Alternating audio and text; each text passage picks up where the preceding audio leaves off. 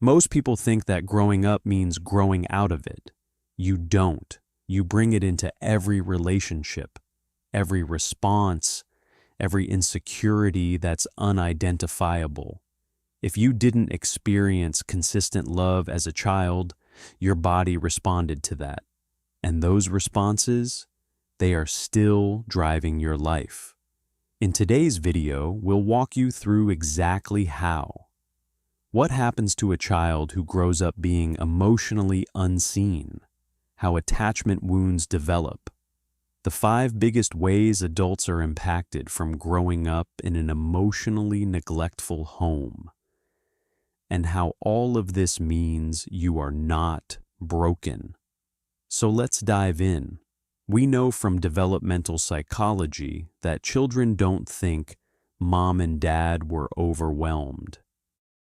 They interpret it as, there must be something wrong with me. When affection is inconsistent, when love is conditional, when emotional support is unpredictable, a child's brain goes into adaptation mode. The nervous system becomes alert, hyper-aware, strategic, because survival depends on reading the room. Psychologists call these early emotional injuries attachment wounds, and they don't disappear with age. They become personality traits. Let's break down how that shows up. If love felt unpredictable growing up, your brain learned one thing: stay alert. As an adult, this turns into over-analyzing text messages, monitoring tone shifts, feeling uneasy when someone pulls back slightly, expecting abandonment, even in stable relationships. It's exhausting, but it's not irrational. Your nervous system was trained in unpredictability. If a caregiver's affection could disappear, your brain learned to scan for early warning signs. This is often linked to anxious attachment. And here's the deeper layer. You're not afraid of losing someone. You're afraid of reliving emotional instability. Your body remembers, even if your mind doesn't. This one's a bit confusing. You want love. But when someone offers it to you in earnest, you become uncomfortable. Why? Because growing up without love instills in you a basic belief that says, I am not inherently lovable. That's a subconscious program. So when someone comes to you and says, I appreciate you, I care about you, you matter, your mind responds with, no, that's not true. I'm not lovable. It's not consistent with who you think you are. In cognitive psychology, this is called belief incongruence. Your mind holds on to familiar pain more readily than unfamiliar safety. And that's why you get caught in this cycle where you want love. But when love is safe and consistent, you don't trust it. At times, you even find it boring, because disorder is more familiar to you than safety. If love was ever conditional, then you probably learned I must earn love. So now you overwork, overachieve, overgive, overperform.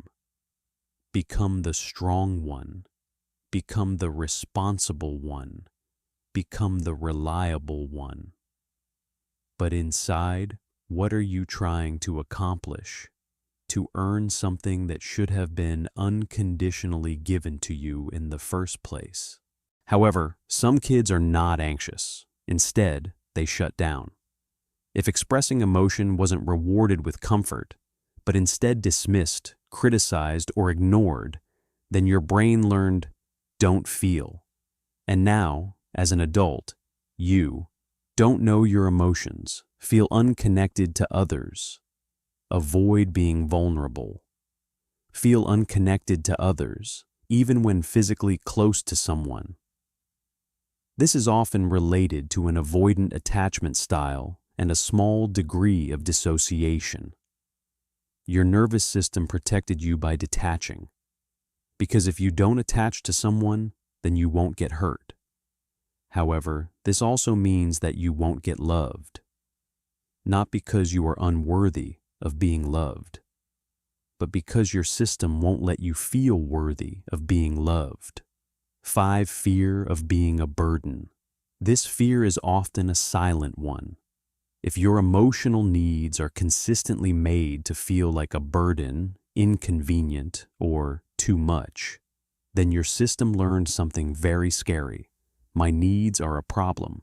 And now, as an adult, you apologize too much, avoid asking for help, minimize your problems, suffer silently, would rather suffer than be a burden to someone. This is a result of being emotionally invalidated as a child. When a child feels that their emotional needs are a problem, they learn to stop having those needs. This is a recipe for loneliness.